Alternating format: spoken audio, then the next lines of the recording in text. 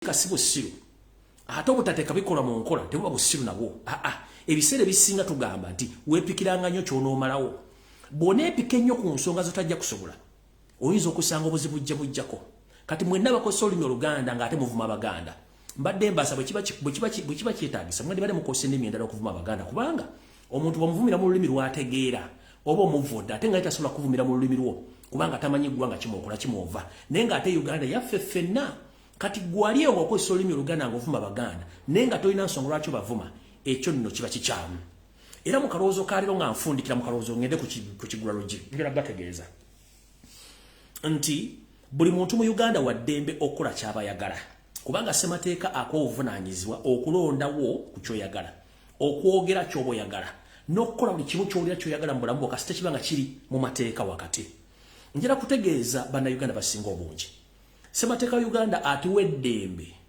okusanyuka okulya okutambula obudde bwonna bwe twagala tewaliwo kawairo kaganda munnayuganda kusanyuka naye ate munnayuganda bw'osanyuka olina eddembe somehow okusirika oba n'obako ekintu ekikuttere kikunyiza n'osirika naye ate oli wa ddembe okusanyuka nga bw'oyagala okusinziira ku kugwe ky'oba olabye kino kivunulwa kitya kivunulwa nti ne mu ssemateeka yennyini akugamba nti oli wa ddembe obutanaaba naye bw'owunyirira oyo akuliraanye ate naye alina eddembe okukola ki okkunaaza ku kifuba kati bakulu mmwe ndabye mukulu gwe bayita Jeno Kayinde Otafiire ng'avuma era agireegerera abaganda naye mukulu njala kujjukiza ekigambo kimu ekigambo kye bayita celebrating kigambo kinene nnyo era kirimu ebintu bingi tosobola gaana muntu kusanyuka ku kyabalabe nga kimunyumidde kubanga eyo alina oda abeera Katonda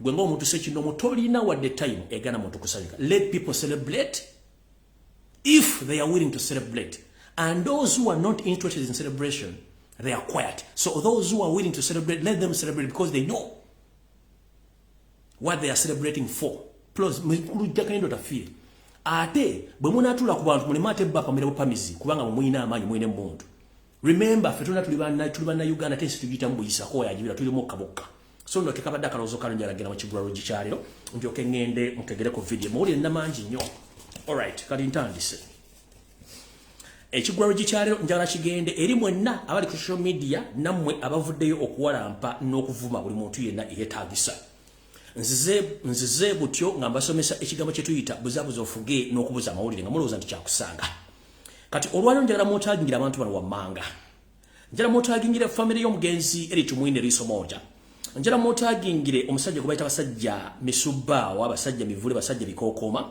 njala mwotagingire Frank Gashumba njala mwotagingire omukulu ono gwe bayita simanyi kya simanyi kisa kya Yesu njala mwotagingire omwana gwe bayita Mase abeera ku TikTok okwo njagala musomesa mu lesson to that tutegere bulungi nnyo ate mu Uganda njala musooke muyige ekintu kimu mbasomeseza ekigambo kye bayita diversion njala mukitegeere diversion kwe kujja ku kintu ky'obadde oliko ne bakuteeka ku kintu ekiranga batadde ekintu ekirala kikukisa obwongo nzize ngobera wiiki namba nga noonyereza Museveni agenda kukola ki remember nabagamba nti Museveni asobola okulagira Janet najja bwereere ku social media ne bamuli coding nga alina amawulire gayagala okujjawo ekyabalimu okutegeera kati ono omusajja okujja obwe it's not a surprise it's not a surprise alina bagamba nti kyangu nnyo tuli mu kigulalogi kitandika butano kyangu nnyo okuzuula omuntu atali waggwanga byo kyangu nnyo okuzuula entegeera y'omuntu n'omanya endowooza yina entegeera nga tekikutwalidde genda ku gogo kubuuza no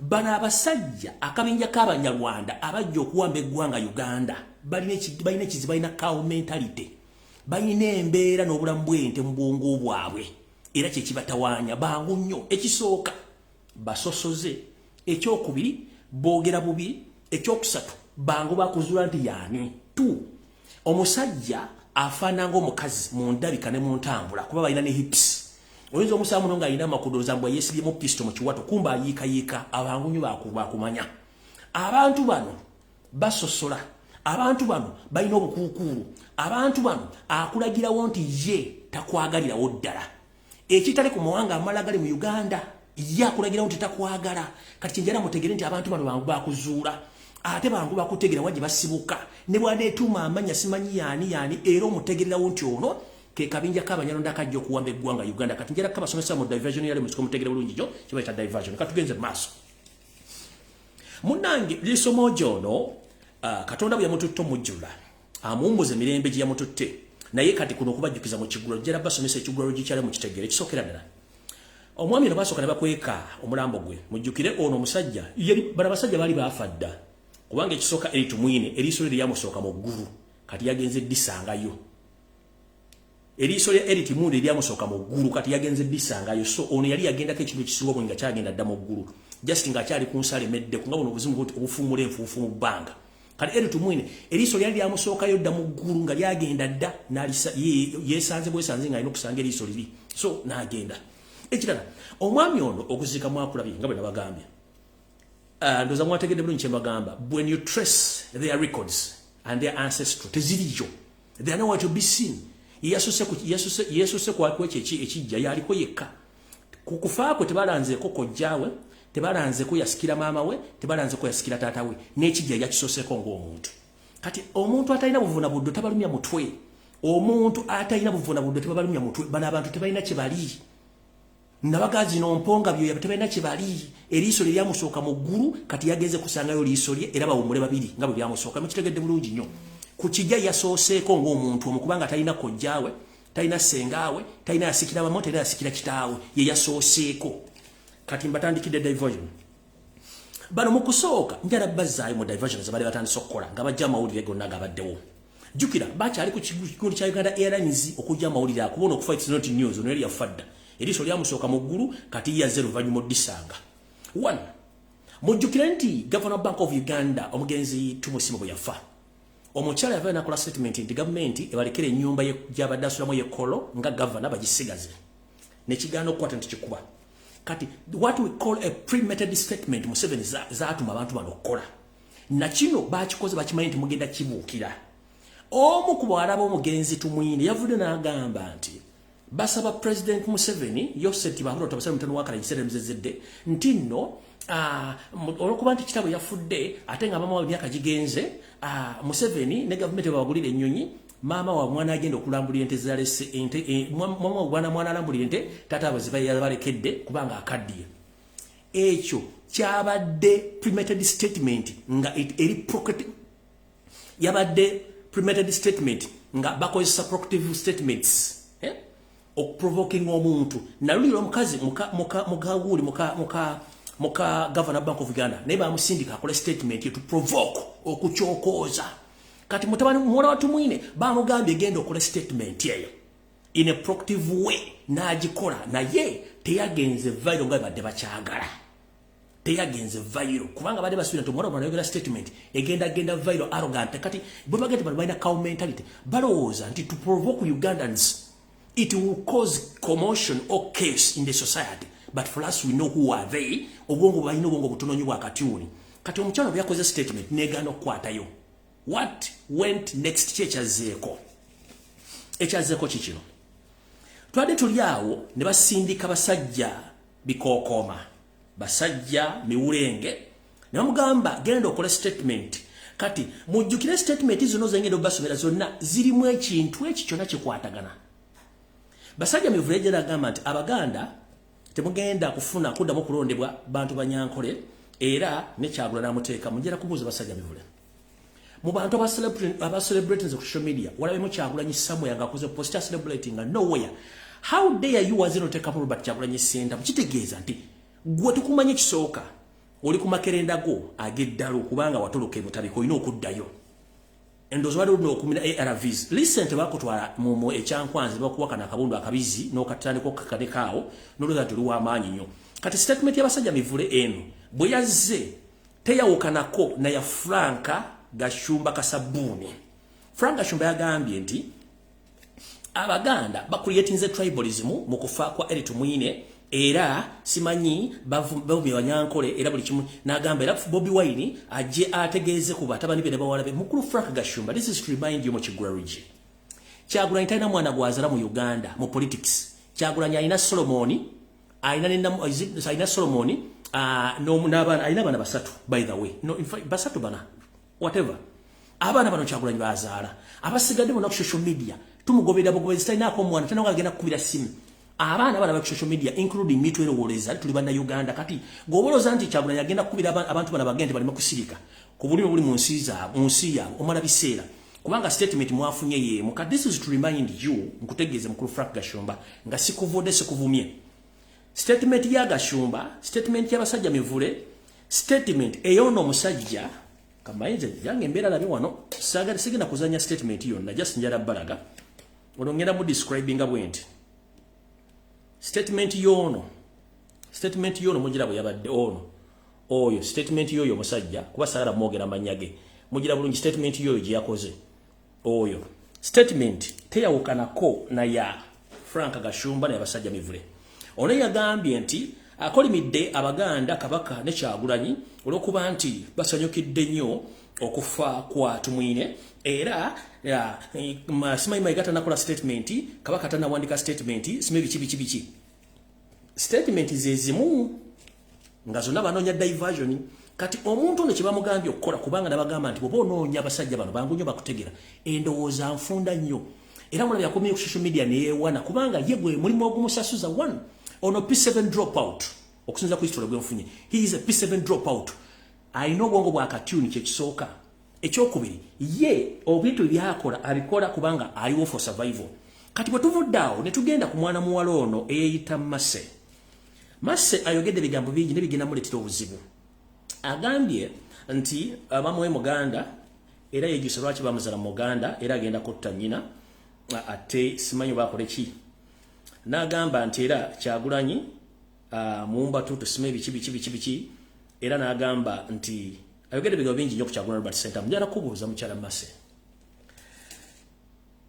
nange wali onvumyeko nenkuleka nenzija ku platform nenkuwa n'amagezi how to survive ibintu bino byonna but statement gyokoze olwaliro genda gyejjusa emyaka gyo gyonna kubanga Kyagulanyi tannakulumbako tannabeera mu celebration zonna naye zino ovuma Abaganda naye njala kugamba teri Muganda mukazi azala muwala musiru kinoonyerezeeko we don't produce dense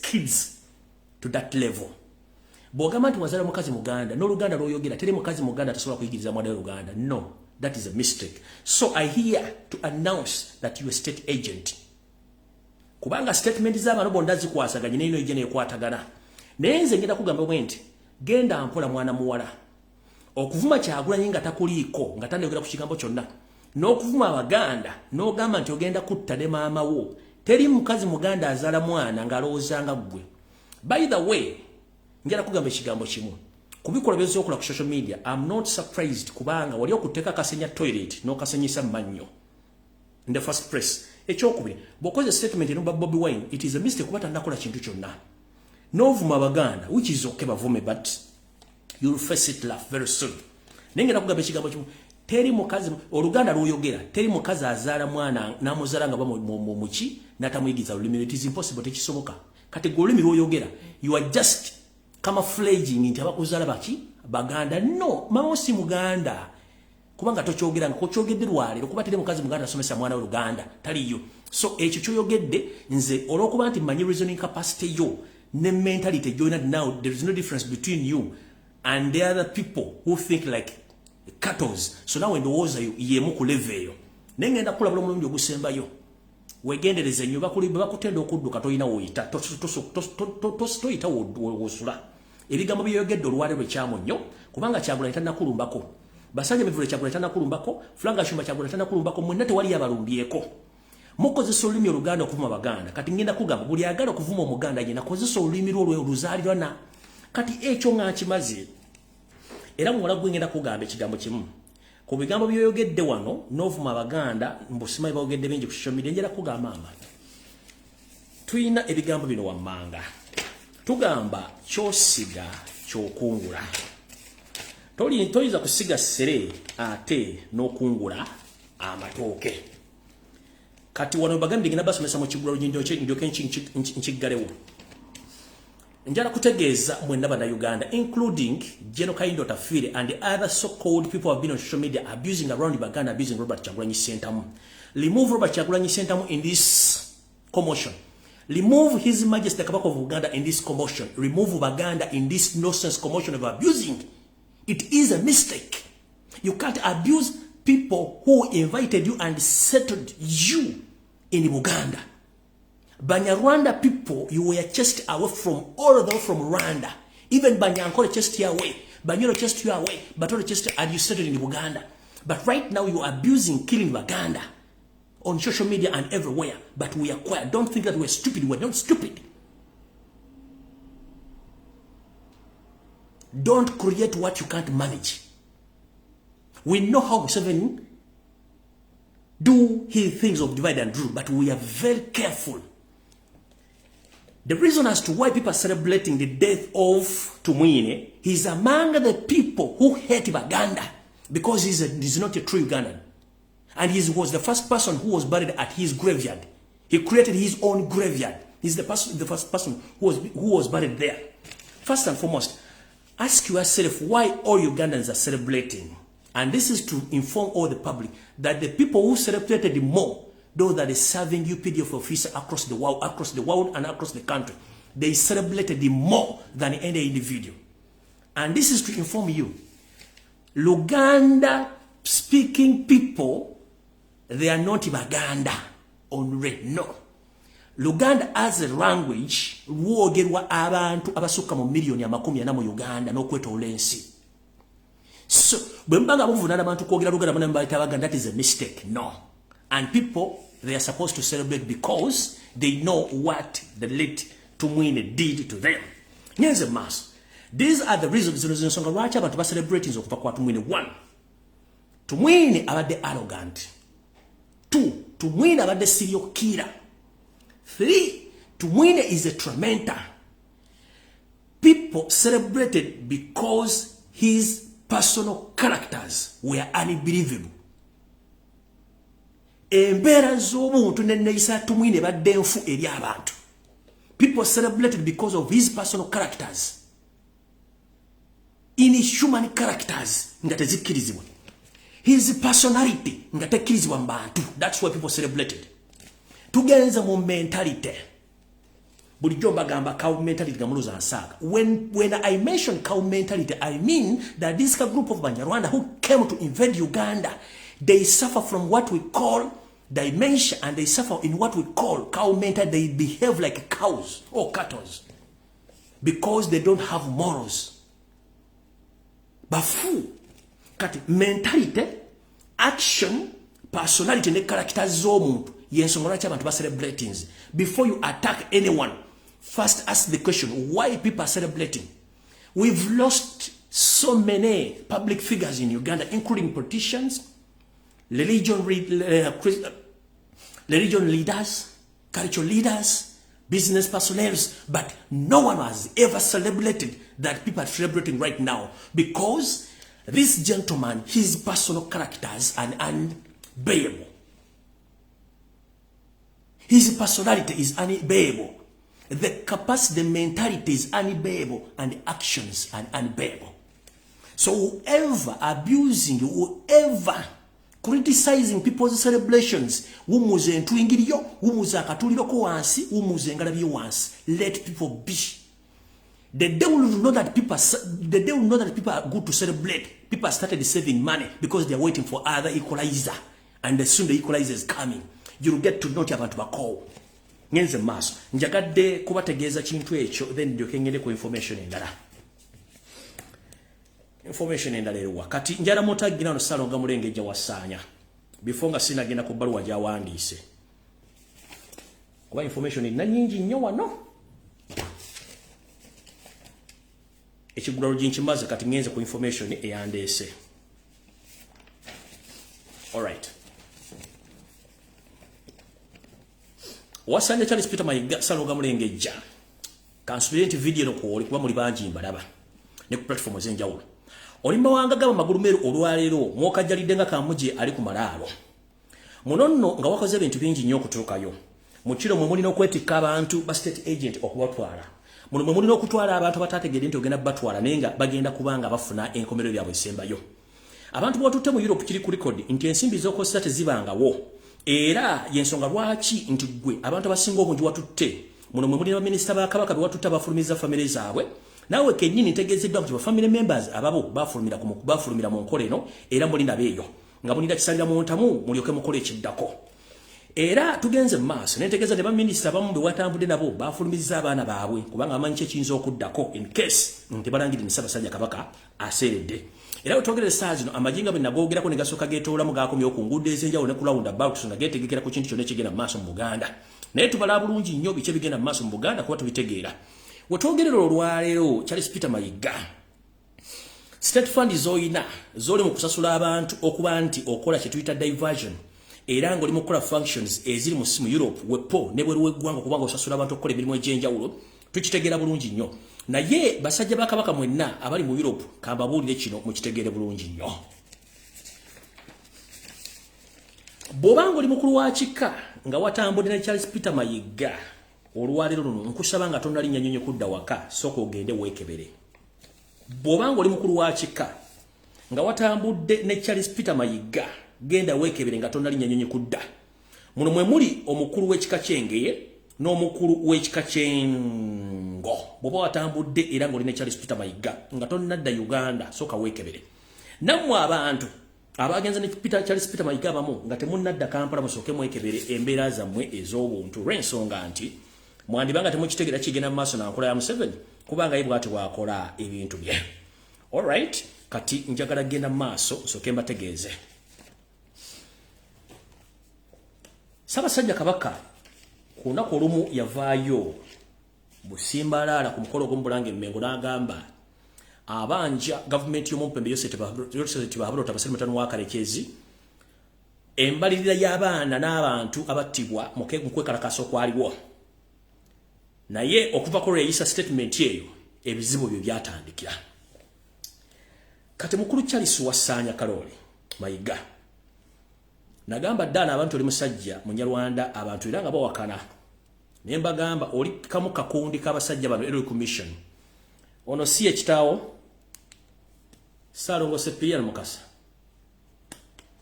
oyo si ekitaawo Ssaalongo Sepirian Mukasa ne Nalongo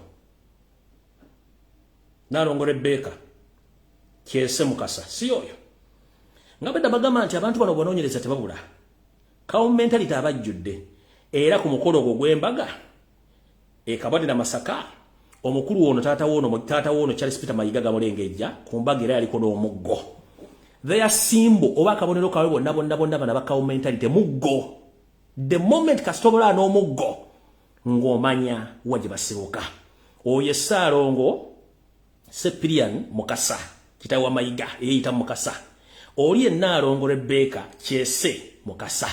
Ndoze embaga mugiraba gye baaliko ne kawumente nga banga nti bantu babula kukwata muggo era omuggo gugwo gwaliwo kwolwa. Kati owandiise ebbaluwa eno in the response kati njala kubuuza.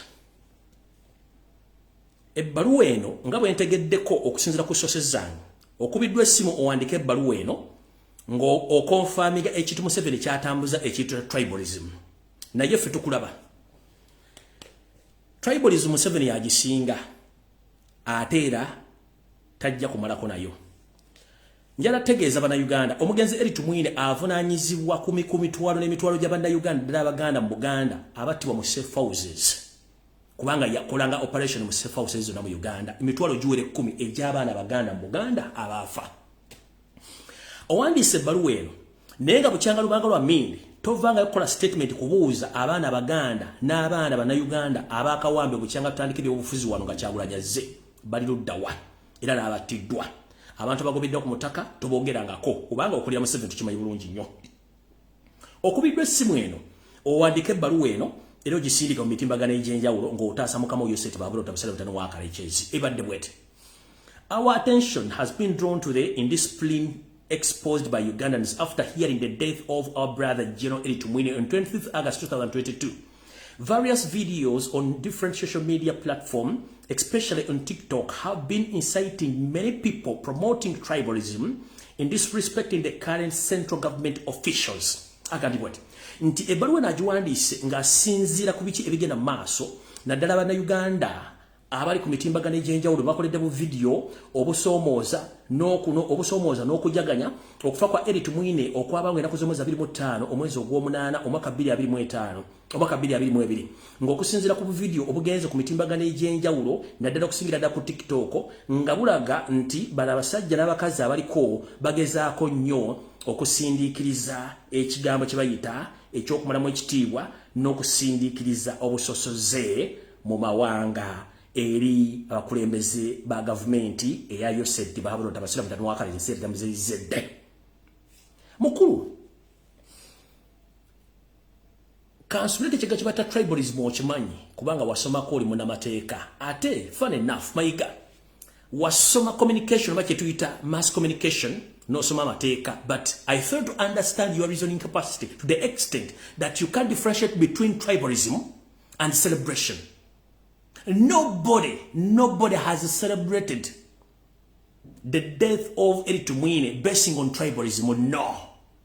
No. People celebrating according to the characters and actions of General Eritumwine. So this letter was written basing on orders you got from 7. Stop fooling Ugandans because you know the person whom you're working for to get the mass.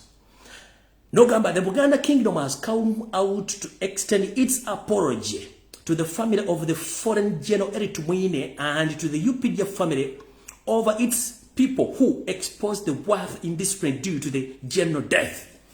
Ogambye nti Obwakabaka bwa Buganda buvuddeyo okuwandika okwetonda eri family y'omugenzi General Eritumwine n'ekitongole ekyamagye ekya UPDF olw'olusibufu bw'empisa obulagiddwa mu kufa kwa General Eritumwine. Mukulu bukyanga lubanga lwa mmindi weekubye eggolo ne weewa amanda mu mbogo Salonga Mulengejja Obwakabaka bwa Buganda bakugwa mu 2016 ekyo kimanyi ekyokubiri General Eritumwine mu meeting yatuula eggulu nga bazza Obwakabaka yagamba it is impossible over his dead body yagana. How many functions of Uganda have you ever witnessed Eritumwine visiting Buganda or visiting Mengo? Gogambo yagana Buganda. When Kabaka came out to ask the accountability of people who were killed during the demonstration of arrest of Robert Kyagulanyi Ssentamu, what went wrong? Who apologized? Who apologized of the death of Baganda? Who has ever apologized? Before you wrote this letter, why didn't you ask your boss Museveni to tell his hooligan who came out and addressed himself to the public, condemning the Kabaka, your boss? Omusajja nalaga Buganda obwengula bw'amanyuma gwe n'owandika ebbaluwa ekisiru. Mukama bamukanamira, Kabaka bamuloga. Kabaka bamuloga. Omusajja n'atulaga amakugunu agataliko wadde lusalosalo. N'abiteekamu ne Kabaka omulamba guno ove n'owandika ebbaluwa ekisiru. Munyarwanda gwe kikyotegeeza munyarwanda gwe. Kikyotegeeza munyarwanda gwe. Omusajja avudde n'akola video nalaga amakugunyu galinga ganvubu tegaliko wadde line n'akonamira Obuganda n'akonamira mukamawo gwe n'ovuga nti Obuganda bwetonda kuki Obuganda bwakoze kuki. Kabaka yavudde n'akola statement ng'ecelebrating kuliko Omumbejji yavudde n'akola statement ng'ecelebrating kuliko Omuganda eyambadde atayabaganda celebrating. Luganda is just a wrong language which is used by almost 70% of Ugandans. So how do you write such a letter to the public? Buganda is apologizing. Bombo clad. Buganda is apologizing. How many Banyarwanda of your group have apologized to Baganda? Millions of Baganda were killed in the Royal Triangle. Who has ever come out and apologized to Baganda? Kana kamanyiro kakasuse banangi. Buganda yetonda. Kabaka yakoze statement celebrating. Kuliko omulagira akola statement celebrating. Kulika yabadde ataya Buganda yonna nakola celebration. Obo ino Muganda patrol gulenga celebrating.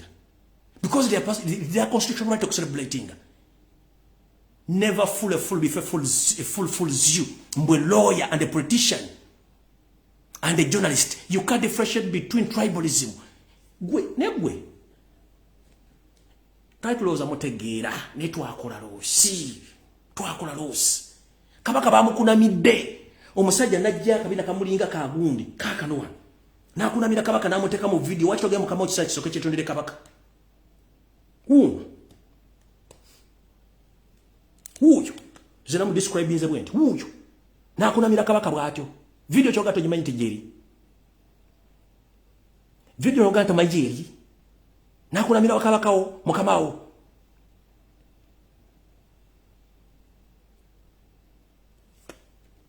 Let me teach you one lesson today.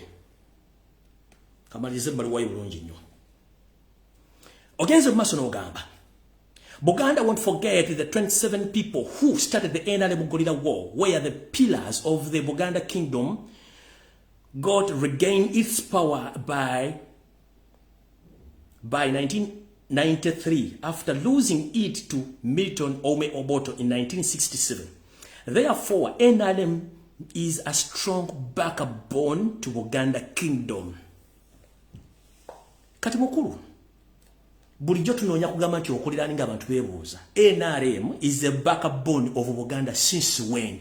Buganda as a country and as a tribe, they have been in existence in Uganda almost for 100 and 1,000 years. But for you, a person of your caliber, you've been in Uganda almost for 60 years. You say that NRM is a pillar or a backbone of Uganda. No muntu n'olira n'amaaso ne gakuluma n'olira ng'otwakadde wenna kasajja gwe kendika gwako gwe muwandiika ebintu nga temusobola kukozesa mitwe gyammwe. Since when? You mean NRM is older than Uganda? NRM is older than Uganda. Or NRM is older than the Ankole Kingdom. NRM is older than the Busoga Kingdom.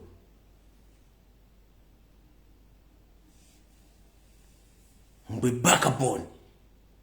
Who brought who? It's Buganda who brought Museveni. So that means Buganda is the backbone of this mafia state. Not NRM being a backbone of Uganda. Do you copy? Mubulire kujja biwojjolo na kuseegukira mu Buganda kudda mu ofisi za Buganda kujjira mu biwojjolo na kwokya masiro. Sajja omukulu. NRM is the backbone of Uganda. If it wasn't his much as the Kabaka of Uganda already would be the second. Museveni yandibadde ali aluddawa. And this is to inform the public. This group of Banyarwanda, which came from Rwanda as a refugee, they were chased away from Ankole region. They were chased away from Toro region. They were chased away from Bunyoro region. They ended up being hosted by Baganda, whom they are killing right now and whom they are abusing right now. They were chased thoroughly. No one wanted to stay with them. Mwesimanyi backbone. Kwegana omuntu n'olira n'akulemesa n'okulya emmere omusajja omukulu mbulooya. Buganda should apologize. Nkulaba ng'okomyewo Kampala n'okola statement musimanyi we're going to make a statement again Eritumwine nga yayimira n'aga nti tigenda kuza Bwakabaka over his dead body. Walemula ku mukolo gwa Kabaka gonna Mulanga Emengo mu lubiri walemulabeko. Walabeko Eritumwine ku mukolo gwa Kabaka gonna. Nkulaba ng'okoze statement. Ogenze mu maaso n'ogamba bw'oti. Non-reacting to General Eritumwine's death came after the Katikkiro Charles Peter Mayiga was overseas on the official duty. This to the Buganda people there, but soon after his return, he will call a press conference about this matter. Nkulaba yongo ubo busutu bwa lw'ettaka lya Buganda bugenda kula press conference. You went on Museveni's mission to silence Baganda about the mission of assassinating Kabaka. We know that. And you went to camouflage that you are loved by Baganda people. No, because we know you. You dare come out and make any statement, we shall engage you physically. You will pay for each and everything. Gomunyarwanda gwe. Kamala okuyita omwami ono asooka akunnyonnyola okufuna okutegerako obulungi. Mulyoke mutegere lwaki bano abantu batuzannyirako ng'ate bakimanyi bulungi. Njagala abaawulira ekintu kino mukitegere bulungi nnyo, musooke mutegeze siwaanyisa. Njagala musooke mutegere. Waliwo enjawulo wakati w'Omunyankole n'Omunyarwanda. Omunyarwanda gwenjogerako n'anyiiga abali mu kabinja kali akabagala okuwamba. Omunyarwanda gwenjogerako n'asanyuka n'amanya ne kyenjogera. Ye Omunyarwanda ayagala Uganda. Kati akabinja kenjogera kabinja ka Museveni akajja okuwamba kali arroganti kubanga no gubaziise jjo talina kijja yasosewo ku kijja kye kibinja kyenjogerako. Kati bwebanga basosola Abanyankole nga mumwekwasa Abanyankole kati omwami ono simanyi wakwali uno kwali njagala abannyonnyole mutegeere then nga sinagenda mu maaso okubawa information endala kuba njagala abannyonnyole mu dakiika 5 oba 6 abannyonnyole musooke mutegeere lwaki abantu bano balwana nnyo okusigala mu Banyankole ate nga si Banyankole. kubanga nze nwanyise ekintu kye bayita Omunyarwanda yajja okusanyayo eggwanga Uganda ne Buganda. Sebo oli otya sebo?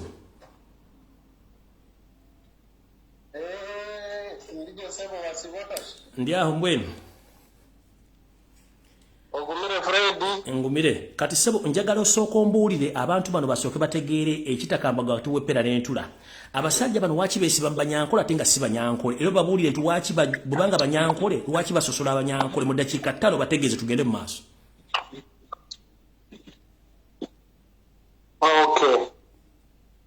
Nsabwe zikiriza nsooke namuseeko ku Banyakitala Banyankole. Omunyankole. Abanyabuzari n'abanyamikago n'abanyani bitu. Abagizi b'enkyukakyuka ninga shempinduka.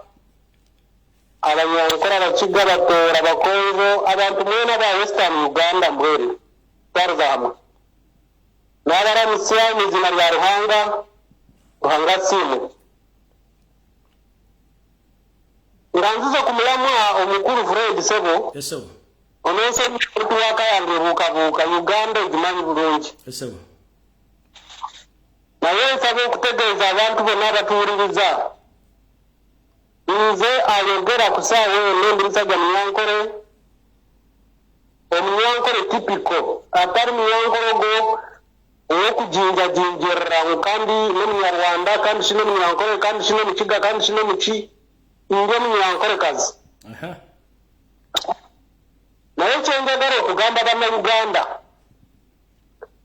Fred emyaka gyange nze nnina ogimanyi bulungi ndi myaka 5. Yes sir. Ndabye ku gavumenti eziwera almost gavumenti 3. Yes sir. Naye gavumenti kiri ndabyeko nga neetegereza. Yes sir. Museveni for 35 years abadde afuga Uganda with divide and rule. Yes.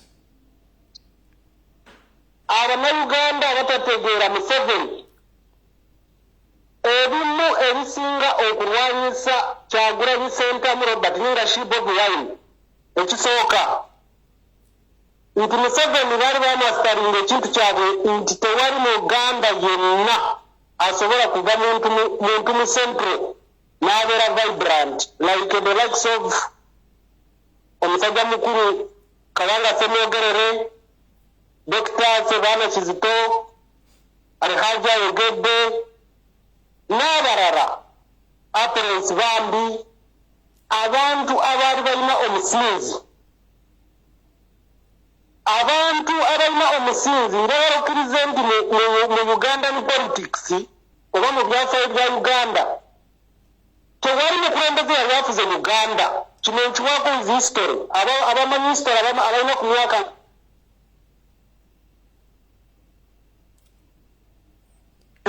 I'm sure this. Yes sir. Tewali muku network naye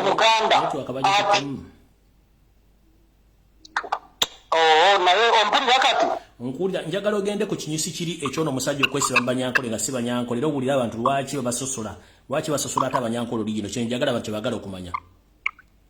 Kakati kyembadde ngezaako okutegeeza ki omanyi ekizibu kyonna kwe kiva tekirigamba nti abasanyukidde Eritumuune nti be baleese obuzibu. Fred njagala nga bwekudde osomesa abantu bamanye Museveni yaani. Waliwo akatabo kayita akamakiveri. Museveni yasoma akatabo k'amakiveri n'akakyusuruza. Ekyosookera ddala kkiriza oba gaana Bannayuganda njagala bakimanye. Museveni ne gurupu ye si buli nti Munyankole Mukiga Mutooro Mukonjo omu Western Uganda ninga kimufumbira nti mugagga ewafa abantu Mwankole bakyalya amazzi n'ente. Fred mwarabanga kampeyini Bobi Wine ng'akuba kampeyini pulezidenti w'abantu ng'oraba enguuto amakubo nga tewali osegera. Njagala kukutegeeza puroguramu eno gye bakola ye ey'okutwala nti Abanyarwanda bo abajja mu Uganda babeere ba kitalo. Eyo Museveni gye batambuza ye mission. Era njagala okukutegeeza abantu abo olaba bo bennyini beeyawula. For example, disitulikiti ezisingamu Abahima Banyarwanda. Those are the two tribes. They are two in one. Abantu abo yini bebora. Waliwo karasinga batita abiru. Arwaba kama arwabiru. Abamanya nyankore ekintu kyo bakitegera bulungi. Obiru bakutwala gwe kitagasa. Niweta abiru bayita abiru.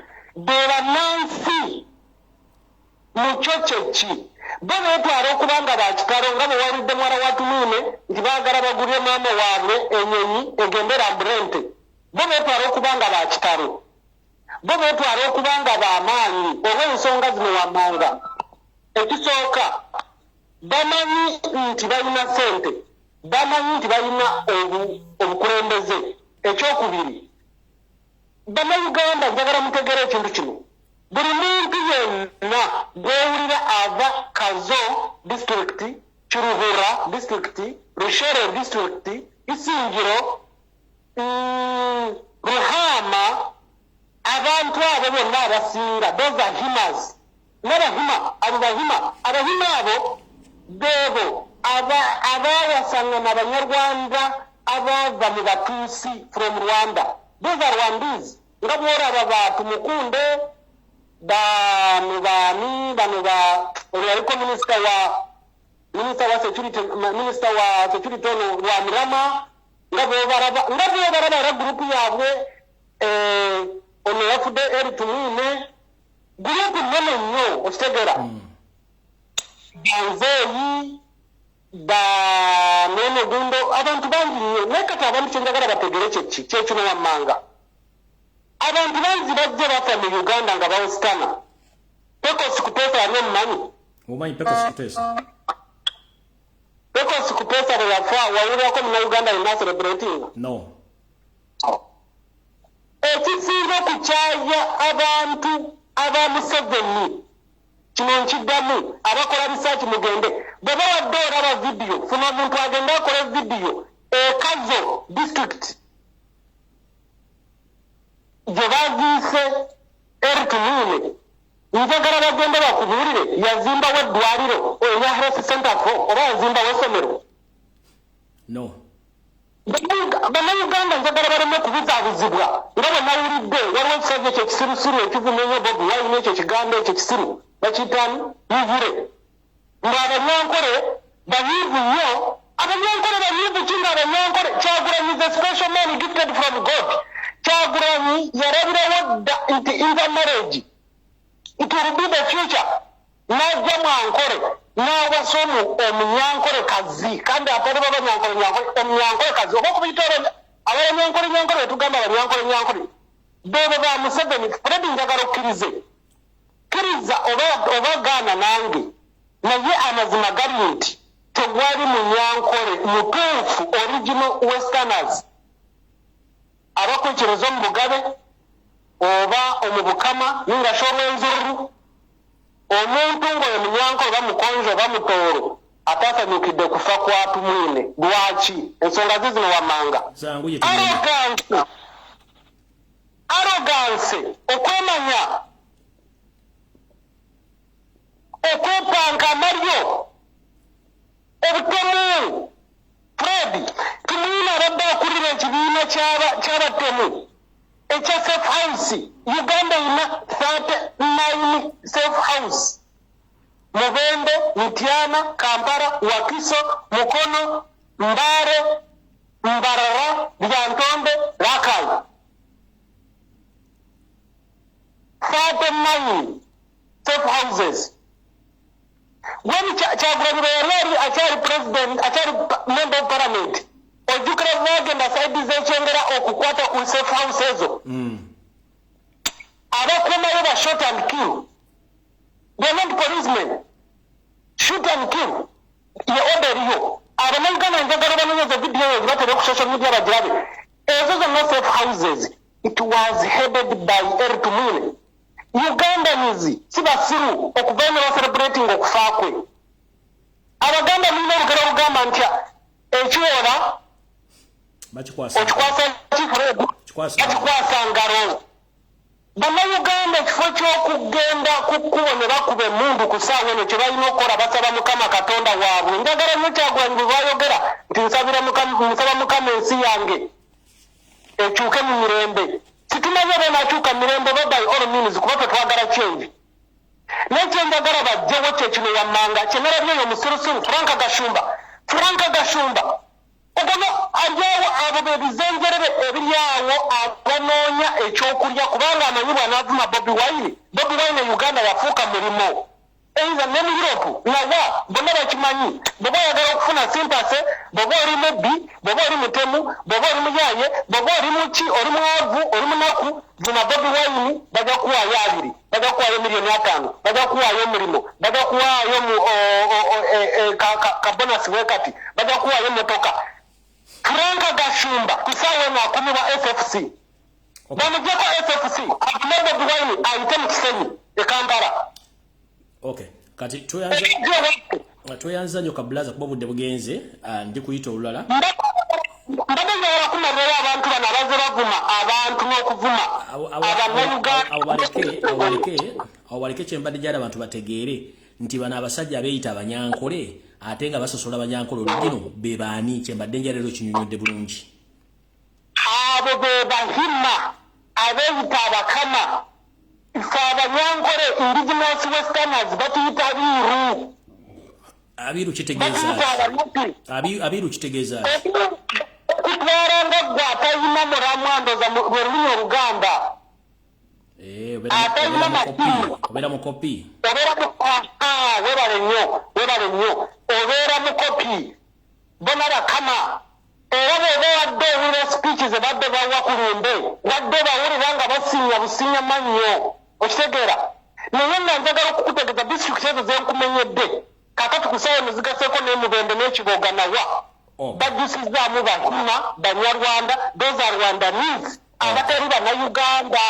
Tweyanza nnyo kabulaza era ndakutegeeza abantu bangi mu Western Uganda bembracing enkyukakyuka ya Bobi Wine era abantu bangi bannayuganda basanyukidde ekyokufa kya Eric Mwine. I'm the one of them. Okay. Ne family yange nina abantu abasukka mu 10. We are happy, let him die. Everyone has it. Even me, I will be having my day. Ongati nkwenda abantu bahemberere gw'abanyankole nga ninga saba nyankole ngubabiri batashemerire nga abanyankole batasemerire abanyankole babakwaterire abanyankole banyigire tewaliwo munyankole yanyize nti abantu basanyusa olwa Eric Mwine okufa. Eric Mwine abadde yagamba abantu a police has the right to shoot who?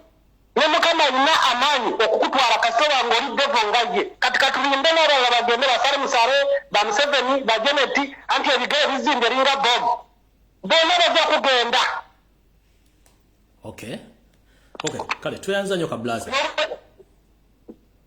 kale taata njakwebaza naye nga nkusuubiza nti tewaliwo muntu alindirira bwe babagamba nti nga Mivura bwe yagambye nti abanyankole banyigidde Kyagulanyi oba banyigidde abantu b'omu Buganda njagala bakkirize Bobi Wine agende akube olukuŋŋaana ekaceeka enkya ninga si ekazo ninga si erushere waraba mu kampeyini Bobi Wine yayita erushere ewa Museveni yennyini gy'abeera Kiruhura district waraba ekyaliyo nga abantu bakuba mbooko temugendayo makiswaza abantu abo tewaliwo abaagala ng'abantu b'omwankole bwe twabagana mu 1982-85 okugenda mu lutalo lwabwe kubanga tubamanyi Fred nga kino sinakyerabira nimbako katono abantu abo abeeyita bakama ningasabahima ababanyankole ba Museveni balina ebintu bino wammanga baagala kuleetawo genocide mu Uganda. Njagala kwamukosomesa abantu ekintu kino waliwo ekintu kye badrivinga right now muve ku bintu by'okukitwala lightly kubanga one of the people abadde bastopping ekintu kya tribalism abadde Bobi Wine nga yakikuba era essaawa eno tuyita Obuganda omusajja yavudde emirage omusajja omusirusiru najja n'abakunamira n'akunamira mu Bwakabaka kabaka for us nganze njogera Uganda because I'm proud of Uganda. Baganda, you are welcoming a lot of people. Abantu n'amatiya kyaligonza bwe baafa people they were celebrating kubaze wananga I have my 3 guns in the car. Okitegeera kakati abantu bano badrivinga ekintu kya genocide 1994 Museveni akimanyi bulungi yakuliyetinga kino kikinekirala Fred Western Uganda erina million 9 plus ez'abantu naye yasinga mababaka mu parliament ya Uganda. Can you imagine nga Buganda erina close to 15 million people naye yasinga mababaka abatono mu Uganda mu parliament. Abantu bakosa ngana bategera kintu ekyo bajja kitegera toyanzanya N'olwekyo njagala bannayuganda bavemo ebyokuwoza ng'abantu abanyampi wali omusajja twokuwoza ekigambo banyampi abo abasajja mivula abo banyampi basirusiru abo Franka Gashumba abo nabo nabiiru ne beekoma abakama yes baliyo babeesengereza babeeyogerezaako bulungi baagala kufuna kyakulya. N'olwekyo temugeza nze nkwedde ekyokulabirako oba ekyokusaba bwe baba bagamba nti MUP oba ningashi abanyankole baganya abaganda njagala Bobi Wine bamuganda ekyakola omukuŋŋaana mu kaceeka kaceeka gimanyi stadium yambarra akola omukuŋŋaana abaganda nti nyinayo meeting tewali tiya gaasi tewali amasasi olabe 10 zinajja enkya without even publishing for so long. Abo abasajja baagala kuleeta genocide mu Uganda bannayuganda njagala muzuukuke era abantu abali ku nkyukakyuka abalwanira enkyukakyuka yesawa mugure amaaso kubanga abo abahima ababiru ababeeyita bakama abo abanyarwanda ba Museveni bo batyo batandika genocide mu Rwanda nga balwanyisa abahutu. Fred, you remember that? I remember that. Nga balwanyisa abahutu kitwale mu kyetebe indigenous Ugandans okitegera kati Kagame abatuddeko emyaka gigenda mu almost 30 kubanga ye group yemu era baraba group yemu baraba yangu ne bakomeri babera boogeza busiru parliamentary okitegera wawulidde omwana ozuukukotya olina okotya ku lumbe lwa taata wo n'ogamba taata afudde twalibadde mu baganda bange musonde sente ne mugula ennyonyi n'amagenda alaba ente. Can you imagine stupid person like that? Kale kablaza onako longi kamute muganda wange. Kale mukuru baba nonsonyi wa network ya Uganda no jimanya Fred na kwesenyerezo tsasire onkamene mpaka rugambra magare senyerezo. Ni jimanya mnonga. Webara mnonga komsinye nembabazi bana. Kale sawa. All right. Nsonyi okuseka naye yabibisekeba. All right. Ndoza mukitegedde bulungi nnyo. Waliwo enjawulo wakati w'abantu abo. Munda Uganda origino gobayita omunyankole, gobayita omwiru oba gobayita omukopi. So we addressing abiru, not Museveni and his family. So nkidamu in Uganda as a country we are all unified and we love each and other person. We love each other. That's why for 62 years, there is no tribal crashes in Uganda.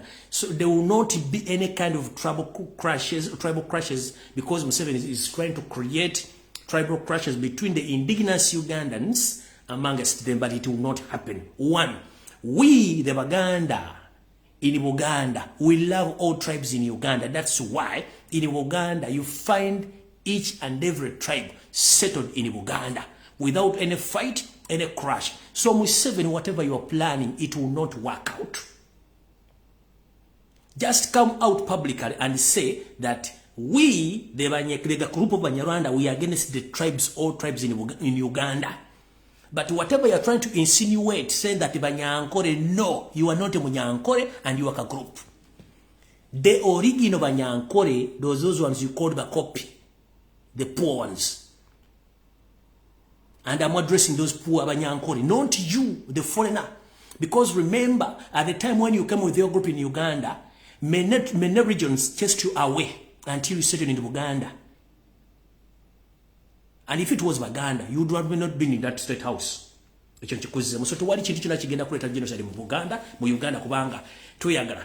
Abanyankole tubagala, tuwasizzamu tubazaddemu. Kati gwe ka tribal statement koko kola kovuga na zine embuzi zabitanga. Tekajja kukola.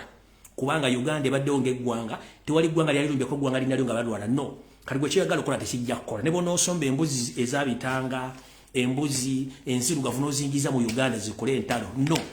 Remember, this is to remind you. Otalo na rostula, olusitula okimanyi nti mwe mufuluma fere tufuluma. Nchiddamu.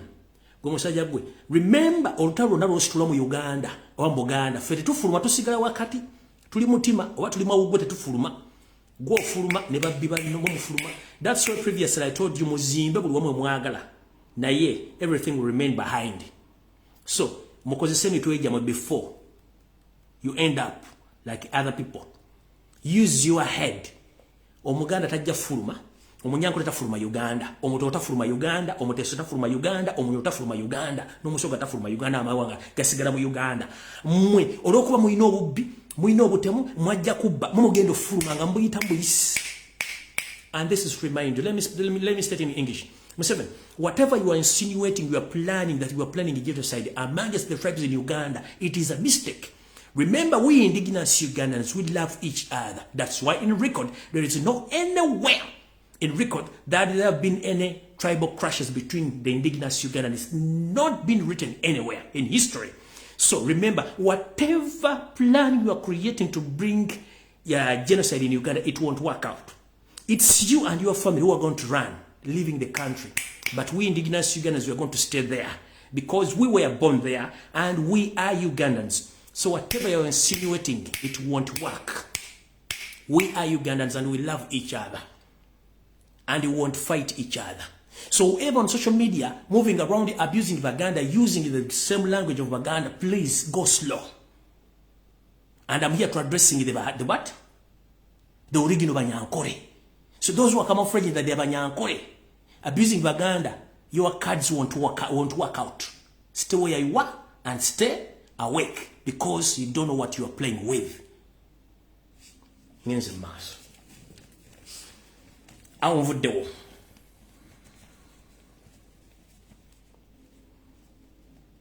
Ekigambo kyekimu kyembadde bagambye nti mwegendereze nnyo naddala abantu abali mu Buganda. Mwawuliddeko akatambi akatambula ku social media nti bagenda gaba omukka ogufumbisa emmere oba gufumbisibwa okweyambisa okufumbisa mu mmere gwe bayita gas. Njala tegeeza mwenna abasajja n'abakazi abali mu Uganda.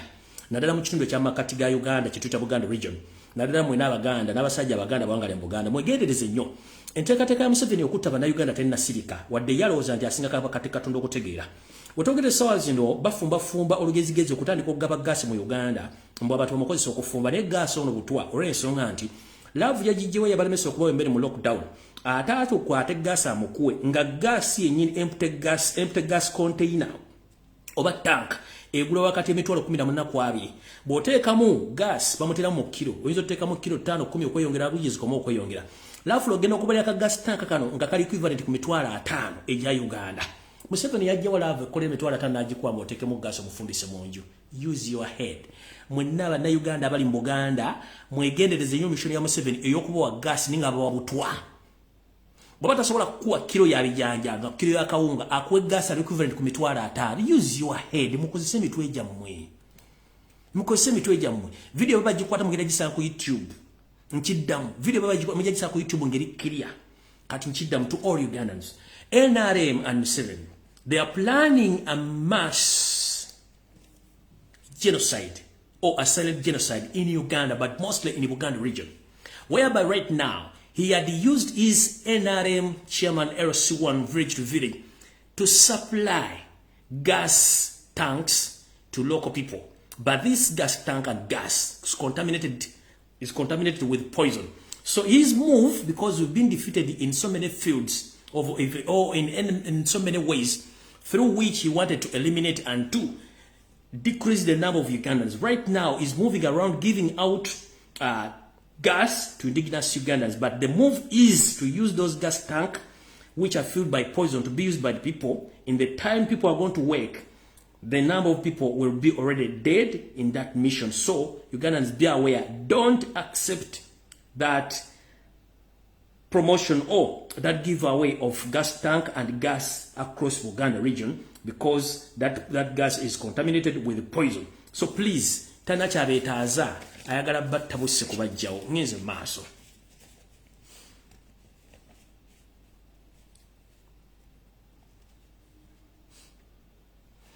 Njala tegeeza abantu b'Obungereza mwenna mutegere nti Yoseti Bahalo tabasama mutano wa kalisere tamizezedde ngenda kuzo mwezi 10 omwezi ogw'omwenda agenda kujja ebongereza agenda sinkana ba spy agent be buli kitundu kyonna ayina agenda sinkana n'abayindi n'abantu bangi nnyo mu Bungereza so ntegeeza bana Uganda mwenna bawangalya mu kibuga London n'ebitundu ebira mwegendereze nnyo omusajja ono ajja jukira gamulengeje yasoseyo n'alinga strategies ekyo nakibaga mu kitegeere bulungi nnyo what a coincidence okuba nti ono ali mu kukola homework ne home ground okuba nti ate n'abantu abali mu kuteeka enzija ya Museveni bantu bennyini ababadde mu nteekateeka z'amayiga okubeerayo so mu kitegeere nnyo bulungi abantu b'Ebungereza ngenda kuza omwezi 10 omwezi ogw'omwenda Museveni agenda kubeera mu ggwanga lya Bungereza era eno gy'agenda okusinkana bamafiya be era ng'ekitundu kyagenda okubeera wagenda kubeera mu Central London era nga hall gye basooka okubuukinga bagiyita area court eri mu Central London enjo agenda okubeeramu n'abanyampi be weapon function zazagenda okwatendinga naye ng'okusinga agenda sinkana bannayuganda ba agents be ne bamafia abayindi mu ggwanga lya Bungereza okuba nti bakola emirimu gye nga nenda bugisimufungize so nkubiriza omulango takungula bannayuganda mwenda mu ggwanga lya Bungereza musobole okuba nga mwetegekere okutandika okwekalakaasa kuva nga nakuza omwezi 9 mpaka lona afuluma eggwanga erya Bungereza kubanga tukimanyi bulungi nnyo nti agenze kusinkana bakama be amutuma emirimu gy'okutta abantu bannayuganda tugenze maaso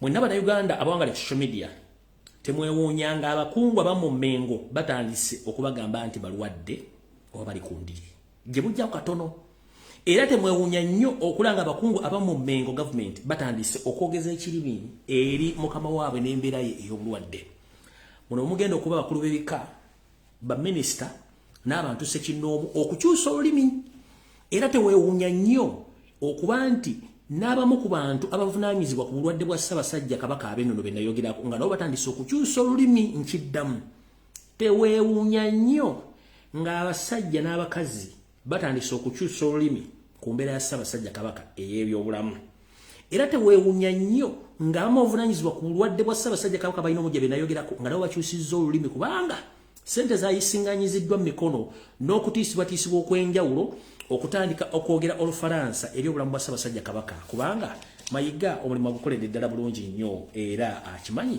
nti omulimu akola bulungi nnyo tugenze mu maaso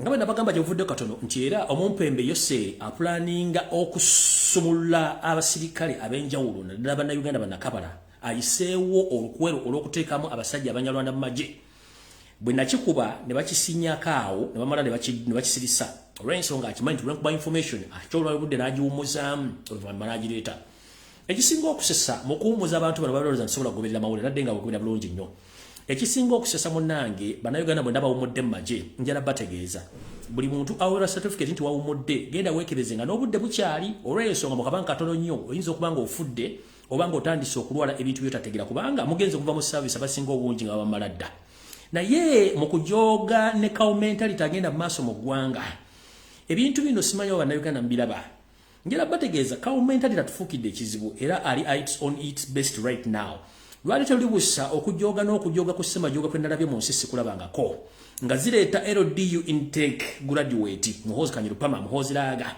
nga yeesimbye busimbaalaala nga olumuli n'atandika okuba nti akula enteekateeka ey'okusiibula abasirikale bonna abavudde mu magye kino nno kimenya mateeka mu constitution ya Uganda Muhoozi Kanyirugaba talina waateekeddwa kuyimirira wadde okusiibula abasirikale abadde mu magye amateeka gasoma kati nti omuduumizi w'amagye w'oku ntikko baba tasobodde kubeerawo at least minister akwasaganye ebyokwerinda abeerawo oba gwe tuyita CDF lwakiri abeerawo naye olw'okuba nti mentality etawaanya abantu bano n'okwagala okweraga nti balina olukusa n'amaanyi bakozeseza omukisa guno okuleeta LDU intake graduation Muhoozi Kanyirugaba okuba nti yasindika abantu bano okubasindika bave mu magye nga bawa empapula zino n'ensobi endala yakoleddwa bano abasajja bagamba nti obwongo bw'ente bubatawaanya era yayimiridde katuuti mu constitution tateekeddwa kayimira ku lw'ensonga nti akatuuti kano aka court of arm kayimirirwako omuntu alina tools of power yekka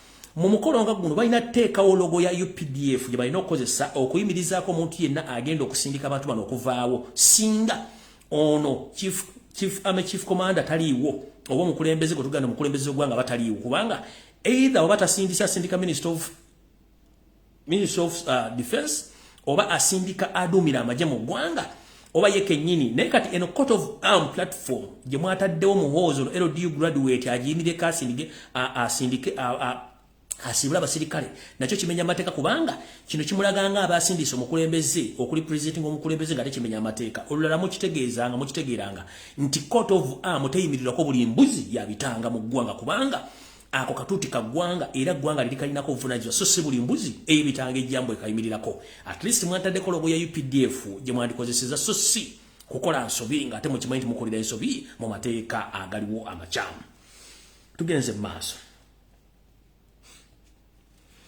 wano wenjagala okubuuza ku Ssaalonga Mulengejja owandiise message ng'ogenda against abantu abali mu kujaguza okufa kwa Eritu Mwine era emu kunamuŋoona oba kuwemu ku njovu ezatulaze obwengula yavuddeyo n'egamba nti tennalaba bubaka buva wa Ssaabasajja Kabaka nga bukubagiza omugenzi Eritu Mwine tannalaba bubaka buva waani bukubagiza Eritu Mwine njala mubuuza oba nanjala kubuuza mayiga bukyangobera mu Buganda emyaka gye bakusigamu ng'omunyarwanda osandika okubiga Buganda wali olabyeko Ssaabasajja Kabaka Magulu Nnyondo ng'awandiika ebbaluwa ekungubagira omuntu yenna eyaliko mu nsiko nga yalwana entalo gwe tuyita war veteran ng'agiwandiise mbwa mukungubagira nedda njera kubuuza Wasanya Charles Peter Mayiga bukyanga lubanga lwa mini kuweza Ssaabasajja amufuula kintu kyakutta nti buli asanga akubako n'ayita waawo kiki ekirala ku bantu bennyini bwe bali mu kususuta essaawa zino be bamu abali mu olwagala okugyawo Ssaabasajja Kabaka n'obutazawo bwa Kabaka era nga tukimanyi bulungi Jeno Tumwine y'omu ku bo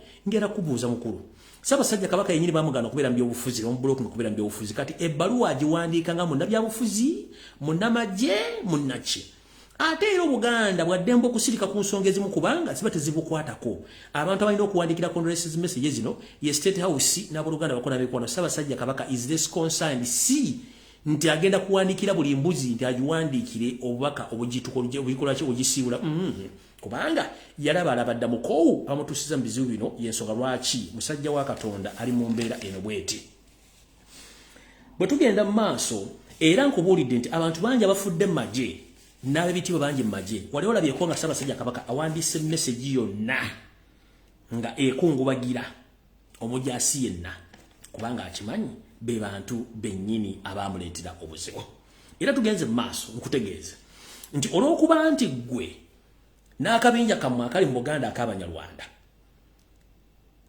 baabagoba ewammwe ne mujja mu Buganda ne bakingiriza ne mutuuka mu Buganda buli kimu ne mukikola kati mutandise kwagala batta beddi za Buganda nenjala kubuuza sooka weebuuze gwe ebikolwa emukola okutta Abaganda mubasasula okubayamba batuuza we muli mulowooza Abaganda tebalina checkbox basobola kuwandiika kusasula kuddibwamu kubasasula mmwe abasasula essaawa zino njera kubuuza Joseeri mu myaka bwe mwajjira mu Buganda mwasooka ne mutwala olutalo omuwankole ne bagobayo era y'ensonga lwaki mulina obusungu ne futukwa ku Banyankole be muyita abiiru be mwagana n'okuddiza obugabe bwabwe mubasemba mazeebu mubagobye ku mataka abamu tebakyasobola na kusoma era bwe ntunulira enkwezenge eziri ku social media ezeeyita abiiru oba Abanyankole oligino nga zivuma Baganda mbasaasidde temuvuma temukimanye muddeyo musome byafaayo nga temunnavuma Muganda temunnavuma Munnayuganda yenna olw'ensonga omusajja ogw'omulwana musajja Munyarwanda eyagobebwa mu Ankole n'obwakabaka obugabe n'abusaanyawo nga ye kennyini yayagala afuuke kabaka w'Abanyankole ekitasoboka kati mukulu abasajja bano bagobebwa mu Bwankole ne bagobebwa Abanyankole babagoba Abakigala babagoba Abanyoro babagoba Abatono babagoba n'Abakonjo babagoba naye Sir Edward Mutesa n'agamba nti bakyabo abali mu kuttibwa era n'abavuga nti waliwo abasajja abagobeddwa mu ggwanga erya Rwanda ababudaabuda n'abagamba bantu bano engeri gye balina n'Obwakabaka kambaleete mbasenze wano naye kye kivuddemu bye birimu okusasula bazzukulu ba Buganda n'okusajja Obwakabaka bwa Buganda Museveni bw'oli bukola kati ate bw'otunuulira omuntu ayogera mu Lunyankole ng'ate avuma Abaganda nga takimanyi nti abantu balwanira bali mu kuvuma oba bali mu kuvumira mu lulimi lwabwe be bayimirizaawo Abanyarwanda bano so nga ate Abanyankole oligina abiiru be bayita abakopi essaawa zino babagoba mu kusooka kati gwayogera Lunyankole ng'ate Obwakabaka bwa Wankole babusaanyaawo nga n'abusaanyaawo gw'olwanirira nkusekeredde kwe kweyiwa amanda mu mbugo nga nfundikira message yino mwenna abali eyo mutandika okusonda akasente kamwe bulungi nnyo anti tunaatera okuddamu okudigidda buto kubanga wetwogerera mutungo eina gole emu ate kiruddu teinaye wadde akabonero essawa yonna bandi tuletera golo bayikolayiza mu ngeri yonna esoboka museviga akasente kamwanti mutegedde omukulu ono wesaidi eri naye embeera si nnungi nga bwe nabategeeza era kiri bubi ku golo ya mutungo kubanga kiruddu agitwalira ddala njala tegeeza mwenna abasajja n'abakazi abasugumbiza nga muwagira omusajja Yoseti Bahura otosero tano wakasi ya tebuza zede nsanga bisibe akyunyiza abannayuganda okubatuusa obatuusa mu nsi yaabwe ogenda okufiira ebunaayira akyunyiza abannayuganda okutuuka okwagala obbakulo buli kimu ekisoboka essaawa zino omusajja ono ali ku tebuukye tebuusula obutebuukeere naye ng'ate mbadde ndi awasanyaga Mulengejja Ssaalongo ng'ali mu kuwandiika ebbaluwa namutaayika abuleminga abantu aba celebrities ng'abayita abaganda obwe tuyita nno bwe tuyita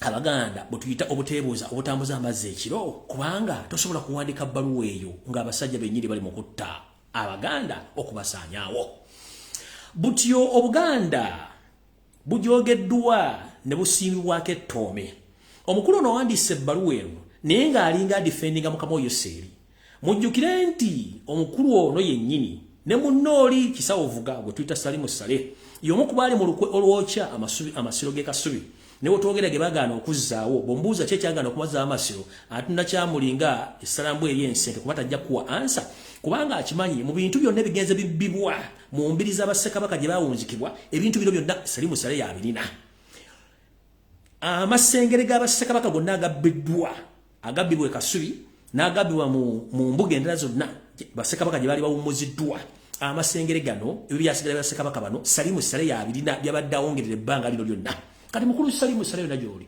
njala kugamba bw'obanga okyaliyo ng'okyaweza obulamu ebitundu 2 ku 100 nsaba amasengere gano gewabba ag'abassekabaka ogasaba oluwanga galukuwe mayi musiruwala mwerabira nnyo Katonda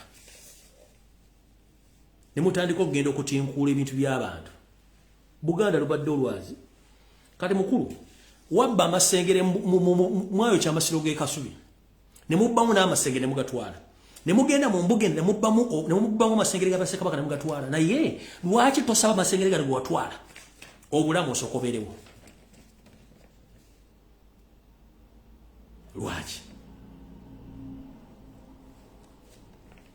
Charles Peter Mayiga nga tonna kola press conference gy'ogambye okukola jjukira Obuganda busaanyiziddwawo gwe kennyini ne mukama Yoseri Jeno Salimu Sale nako anaatera okuyitibwa omugenzi yali emabega okusenda n'okutwala amataka ga Buganda bwepo n'ebisigala by'abassekabaka ebisinga obungi ng'abiwongera bimuwa obulamu n'obugagga naye kata kyasobola ndo bigamba mu ntaasa ewiiki emu oba omyezi 2 mbeerewo omwami ono yali emabega w'okusenda abasajja n'abakazi n'abazaana ba Kabaka ku ttaka ly'e Lusanja Yoseri tibahabulwa mukulu we mwe yakubira essimu ne yeebuzaabuza ng'afukaana bamwe amukubira ajje amubuuze kumbe essimu yali agiye kubidde yennyini n'agaana okujja era y'omu y'ono omwami yali emabega okusenda ekyaki y'omu ndeeba eya Katonda omulamba era naye yeebuzaabuza ng'afukaana aba mbu ebintu bino tabiriimu kale butyo wasanya kalo Charles Peter Mayiga Mulengejja Ssaalongo nga tonnawandiika bbaluwa nakola press conference abaganda tubaleemu amagezi apology gyokoze ku lwo gikoze ku lwo ne family yo n'abalongo obuwazaala mu ofisi ya Buganda mu Bulange Mengo fenga abaganda tugimanyiiko era tubuuza ebibuuzo bingi nnyo ebbaluwa ogiwandiika opromoting Obuganda babusaanyeewo ng'era bwe kikimanyi nti omwami ono tumwine tayogeranga ku nsonga za Bwakabaka tayogeranga Kabaka adde okwetaba ku mukolo guno ogwa Kabaka ogwa Ssaabasajja Kabaka Ronald Muwere Mutebi Emmengo mu Bulange n'okutuuka olwaleero sebbaluwa ogiwandiika ng'ani ebyafaayo bya Buganda bingi nnyo era abaganda ng'abaganda ne bannayuganda baagala Obuganda n'ensi yaabwe okusinga ebintu ebirala byonna ebyafaayo biddiringana ate byogeragana mukulu gy'okoma okuwalampa gy'okoma okulinnya gy'okoma okuwalampa gy'okoma okwolesa obudimaawa bwo kyetugamba nono omusajja yatuyambulidde nti mukulu singa abadde musajja nnyo ng'oyagala tulaga nti oli musajja wandibadde totulaga bwengula wandibajjojja buzibu oti n'otulaga nga wafaana mu maaso tukakasa nga bw'oli omusajja olulala obanga oddamu okulaga ensi nti oli musajja tutunuze mu maaso bw'oti otulaga akali enkoko n'obulimwa bwako tegeera engeri gye wakulamu naye kino kiwatulaze kino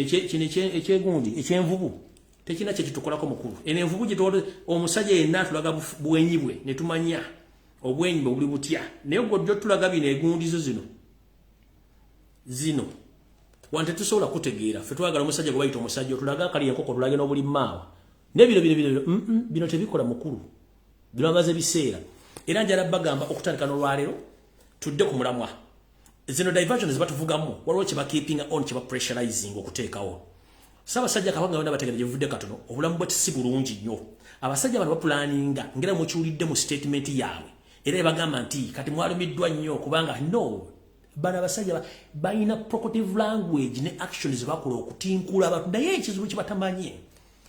Omanyi tugamba tosiriwazanga musiru ng'omusiru talina kusiriwaza. Museveni endowooza yo ne banno abawumba tutu si endowooza y'Abannayuganda. We the indigenous Ugandans, we don't think the way how you think that we think. No! We think differently and we behave differently. That's why you've tried to provoke Ugandans, but we are watching. We are watching. So you are trying to push tribal crashes and organized genocide. It won't work because we Ugandans, we love each other. So whatever you are insinuating, it won't work out because we know who the hell are you. We know. We know. We know. For us, we can't hate Banyankore original. They are here. We can't hate them. We love them. And I was taught by the Banyankore, original Banyankore. I was taught by original Banyankore. Mr. Buyinza, I don't know whether he's still alive and kicking in Uganda. Madam Turiamureva, I don't know who are still alive and kicking at Navagarika Primary School. So I know who are the original Banyankore. They are humble and easy.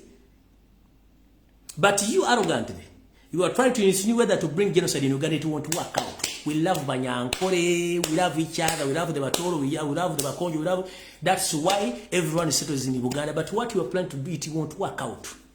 Use those stupid people to abuse, but for us, we are here watching, mister. We know who the hell are you. For us, we can't work on your pressure. Go and eat your mother something. We are here to stay. Cook whatever you are cooking, but you will end up being cooked. Cook whatever you are cooking, but at the end of the day, we are going to cook you. Hope you understand what I say. Yeah. You used to tell us to go and eat our mother something. You too go and eat your mother something. Whatever you're planning against Ugandans, we are here to stay. You will kill us in numbers, but we are here to stay. The more you keep on pressure on us, the more we get strong and we get know who the hell are you.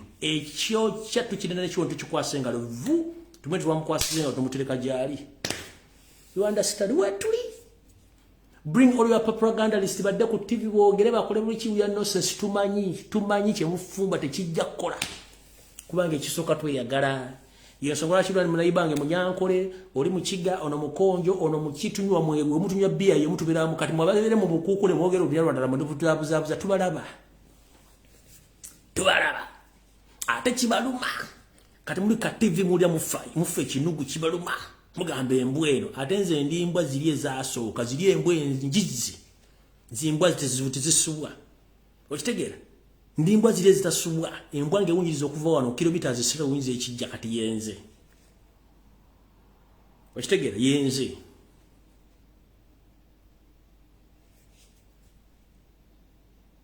tudore muwambe abantu muwambe bana abantu tebalina kibali tebali muwambe mwana mututte mukozesa musiyaga. And you see people come around abusing somebody. Hello? Tulibako nyo. Whatever it means, kija happening. We romance you slowly. We romance you slowly by slowly. We know how to handle such situation. We've been there almost. Our grandies have been there facing such challenges. But good enough for us, we can speak.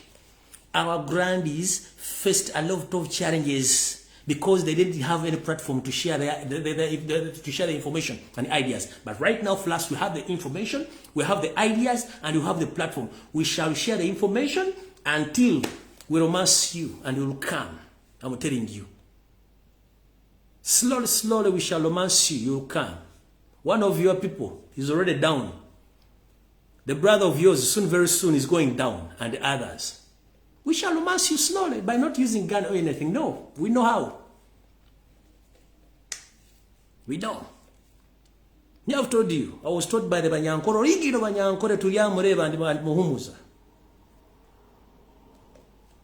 At Navagarika Primary School, the school which you demolished using Chichas Peter Mayiga, and you are Sari Muhoz Kanyugaba.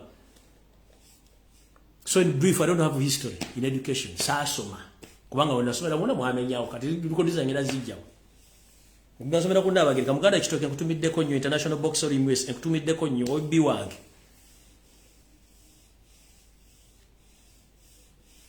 Nze njja batomera mbewulira abansomesa banyankolo ligino mbamanyi ngeri gye beyisamu so si mmwe abakwata ekirasoka n'okola te ku ntebe bakuba mwayiga okufuna obutambala kyokula nti okwata obutambala buno obweru gye kaludda wakandu wange n'ogirawo n'okwata ebitambala n'ogira live n'osuula eri no abanyankolo ligino they behave and they have table manners. They have public manners. They know each and everything. Yoja public oyambade open shoes. Tumamanyi behaviors tezibula ka mentality temubula. You hold a gun and a stick. It's easy to identify you. So don't waste your time. Leave Ugandans alone. We've suffered a lot. Our grandies suffered, our parents suffered, and we right now we are suffering. So we are here to talk to prevent and to protect our kids and our grandkids from your nonsense. You've destroyed the nation for 35 years. Your people get sick and being thrown out of the country. What happened to Uganda? You mean we can't build these hospitals in Uganda? The education system is dead. 90% of youth in Uganda are jobless, seeking jobs across the world. Investing money and getting visas, some end up being conned. You are the president. If you know that God doesn't consume pancakes, you would have left that office earlier. Because you are trying to place and to replace your son into that office, but it has failed because our mentality is full. Look within your circle. Look within your circle. All your daughters are dense. Your son, an LDU graduate, dense. You don't have anyone to replace you. Now you are bringing these night dancers, Maisujui, Ruabogo, the night dancer, the butcher man, who is selling human body organs. Who? From where? And I'm telling the public right now, look for Nobert Mao. Look for Nobert Mao. I think Nobert Mao, he went for Windows update. Yeah, according to my sources, Nobert Mao, he went for Windows update. So, Simanyi Nayenga, according to my sources, he went out for Windows update. But remember, I warned him sometimes that when you came near to M7, you end up being slaughtered. And this is to inform the public. Whoever interested in meeting with Satan, you'll end up being like those people. Because when you meet Satan, too, you become a Satan. But end up, Satan doesn't leave evidence behind. He will swallow you. You understand? When you get near close to Satan, you become Satan. But Satan doesn't leave evidence behind. He will kill you. That is M7. And I salute all police officers across the country. Thank you for serving your country and serving the people of Uganda. Please keep on serving Ugandans. Because you know all the DPCs and the RPCs, all about Rwanda. For them, they're getting salaries, but for you, don't get salaries. So please, try to protect Ugandans. Because you have a long way to go. And some UPD officers who still love their country, please, thank you very much for serving your country. But time is now. You should leave this country to be messed by these foreign Rwandese. I salute police officers and some active UPD officers. And some all political activists across Uganda and diaspora. Thank you very much for demonstrating. Thank you for loving your country. For God and my country, bless you. I'm out of here. Mukama bankumi atakomira ampera. Neriddewo tusinkano nakolala naye nga kyemba mutegeera ensi weeri etulaba ate nammwe balaba. So whoever using Uganda to abusing Uganda, you need proper Windows update. Nkiddamu. Whoever abusing Uganda, using Uganda, you need proper Windows update. Because you don't know what you are insinuating and you don't know what you are dealing with. For us, we are here, we are watching. Abuse. Process by process. Mujja genda. Mujja kula kyebayito okuturuka. Museveni and Kakuli, you are going to, anytime you are going to hear, nokuturuka kwenyini, mujja kuli okuturuka. Mukumanyi? nozo okulira omuliro nga gukwocha. Maximum respect mweraba.